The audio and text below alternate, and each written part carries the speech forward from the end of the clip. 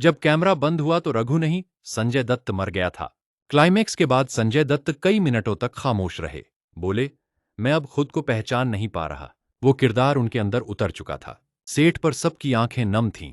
आस्टरिस्क, क्या आप जानते हैं कि 1999 की फिल्म वास्तव के क्लाइमैक्स शॉट के तुरंत बाद सेट पर संजय दत्त की हालत क्या हो गई थी?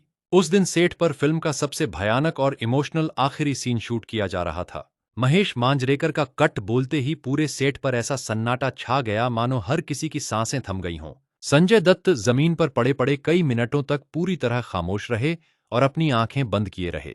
जब क्रू मेंबर्स और महेश मांजरेकर उन्हें उठाने पहुंचे तो उन्होंने देखा कि संजय दत्त की आंखों से लगातार आंसू बह रहे थे। वे इतने गहरे सदमे में चले गए थे कि काफी देर तक अपनी जगह से हिल तक नहीं पाए। जब रीमा लागू और क्रू ने उन्हें संभाला तो संजय दत्त ने कांपती आवाज में एक ऐसी बात कही जिसने सबको हिलाकर रख दिया। उन्होंने रूंधे हुए गले से कहा, मुझे लग रहा है कि पर्दे पर रघु नहीं, बल्कि मेरे अंदर का संजय दत्त मर चुका है। रघुनाथ नामदेव शिवलकर का वो खौफनाक और दर्दनाक किरदार संजय दत्त के अंदर इतनी गहराई से उतर चुका था कि वे उससे बाहर नहीं निकल पा रहे थे।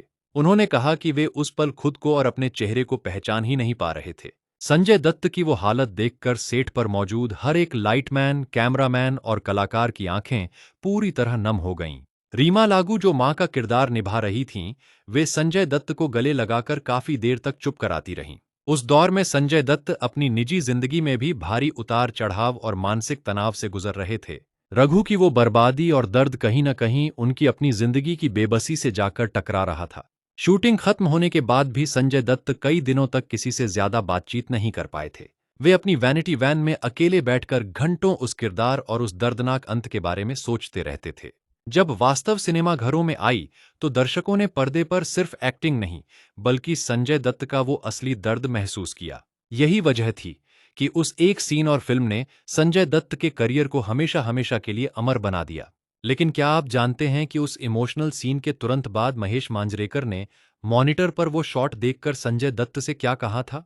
और क्यों उस एक टेक के बाद निर्देशक ने दोबारा कोई रीटेक लेने से साफ मना कर दिया था? भारतीय सिनेमा के इतिहास की यह ऐसी अनसुनी और रोंगटे खड़े कर देने वाली दास्तान है जिसे सुनकर आज भी लोग भावुक हो जाते हैं। अगर आप वास्तव फिल्म के सेट से जुड़ा वो अगला चौंकाने वाला सच जानना चाहते हैं तो अभी नीचे कमेंट में वास्तव जरूर लिखें।